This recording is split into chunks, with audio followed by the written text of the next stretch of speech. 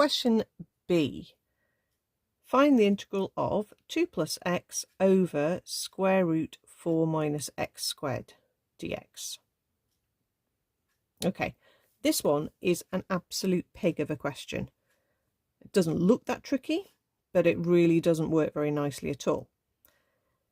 If you tried a substitution, you will feel that you could sort of nearly make it work, but it's not quite working. You would get a du by dx that involved, if you used a substitution of 4 minus x squared for u, you will get a 2x dx, so an x dx. You could replace the x dx, but you're stuck with that term.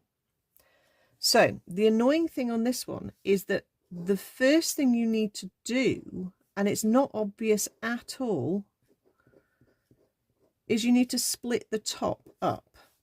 And you actually have to consider these as two separate questions. I'm really sorry. There is just no nice other way of doing this. Okay, I'll put the limits in at the end. Okay, now, even when you've got it split up, it's horrible. This one is in the formula book list. It's one of the inverse trig rules. Okay, it's the rule that says the integral of 1 over square root of a squared minus x squared is inverse sine of x over a. Okay, just recognizing that square root of something minus x squared as something that's in the list in the formula book. This one has an x on the top, so you can't use the rule here. So actually this one, you can do it with a substitution. And we can use a substitution of u equals 4 minus x squared here. So I'm going to have to do these as two separate questions and then join the answers together and then put the limits in. Okay, so the integral of 2 over 4 minus x squared from the formula book, we can write down 2 is a timesing factor, so it's just 2 times. The a is a 4, and the result from the formula book, sorry, the a squared is a 4, and the result in the formula book uses an a. So if a squared is 4, a is 2. So it's going to be inverse sine of x over 2. Okay, so that's that bit done.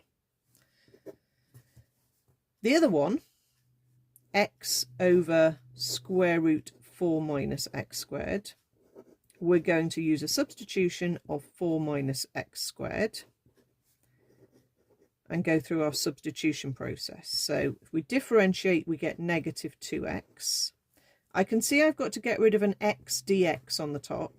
So if I rearrange this and say minus a half du is x dx, I can rewrite this integration as minus a half du, and on the bottom it's root u. So basically it is the 2 on the denominator.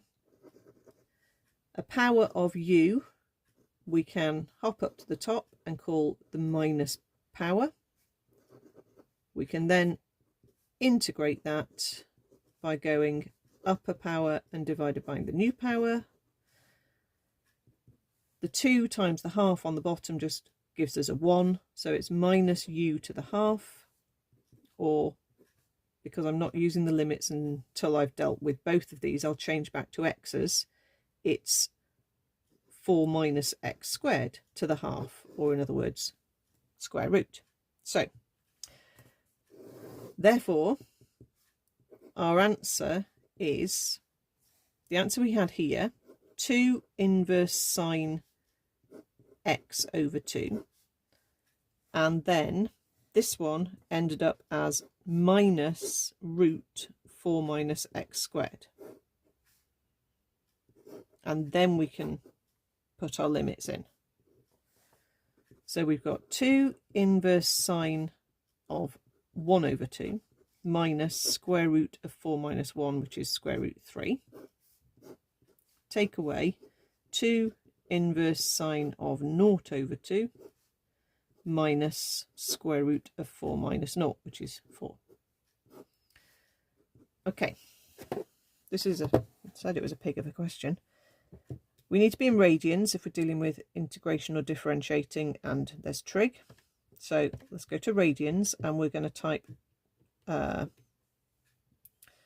2 inverse sine of a half, and that gives me pi by 3. 2 inverse sine of 0/2 is just 0, and then minus minus turns into a plus, and root 4 turns into a 2. So all in all, we've got pi by 3 plus 2 minus root 3. Pi by 3 plus 2 minus root 3, 1.3151 as a decimal, and let's do the question as a check. So we're integrating 2 add x over root 4 minus x squared, all inside the root. Our limits go in, and there we are. Horrible question. Totally uncalled for level of nastiness there.